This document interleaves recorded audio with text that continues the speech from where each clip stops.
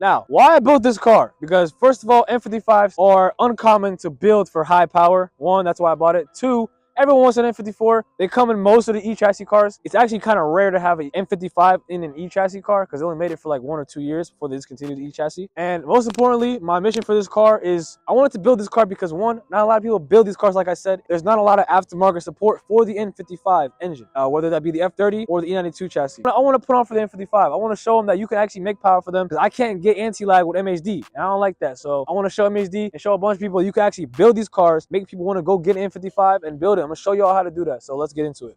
All right, now listen, before you start modding this car, okay, it's not a newer car. It's a 2011 N55, okay? A lot of things are not perfect, you know, like the B58, S55, S58, it's not a forged bottom end, okay? If you want crazy ass power, let's say more than 750, 600, you're gonna have to build the bottom end, that's one. Forged pistons, rods, crank. It's not gonna be cheap, but if that's what you wanna do, I'm doing that. I'm gonna show you how to do that here soon. But maintenance-wise, before you even start modding the car and building it, rod bearings, if you're close to 100,000 miles, because not that all N55s have that problem, but it's a pretty common issue to the point where if you have an N55, before you go put big power on it, change it. That's what I did before I got my upgrades. Now, let's talk about the upgrades. Let's talk about the mods. If you want full bolt-on, let's go in order, all right? If you want to do a full bolt-on, that'll get you around, let's say, high 300s, low 400s, because the stock turbo on this car is kind of restrictive. It's not like the N54. N54, a full bolt-on, on an E-Mix, E30, E40, will be around 500 horsepower. I'm not even lying. This car, with the same mods, will be like low 400s, unfortunately. So that's the downside to the N55 stock turbo.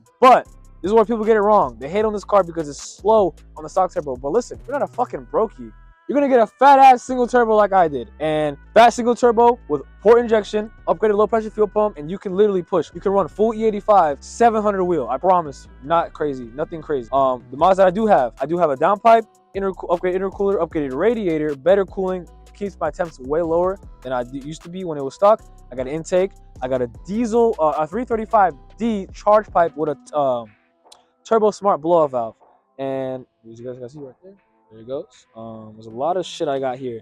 I got the Burger Motorsports, you know, oil cap. It's metal, better than this plastic stock one. Here soon, I will be changing my valve cover to an aluminum one because, you know, it looks better. It looks a little better. It looks way better. And I'm gonna do my valve cover gasket. I did have these coil packs. Do not get these fucking coil packs. I promise you, you're gonna regret it so bad. I got me some fucking Elders. Okay, they don't last as long, but they do last a very long time, and they're very quality. They can hold, you know, way more power than the stock ones that come on your car. Now, if you're gonna want to go, if you do what I did, like I said, and go full bolts on, you got all your maintenance done, and you got to upgrade a single turbo. The downside to that will be less traction. Okay, now look, I have a whole set of those wheels right there. The rear was not gripping for shit, so I went out and I got Apex Arc 8 with a it's a small tire right now. I do plan on ordering some tires here real soon, actual way thicker tire. Well, these tires right now, I bought them with these on them, so I mean they hook pretty good for now. I can do some pulls, because before when I was doing pulls, my wheels were just spinning out. I'm fishtailing like crazy because as soon as my boost hits, no traction. Get a good wheel setup in the rear if you're rear-wheel drive. All-wheel drive, get a meaty tire all around, help you out. And the next thing I will make sure you guys do is get a really good exhaust. Honestly, the N55 with damn near any exhaust you can throw on it will sound great regardless, because this is one of the,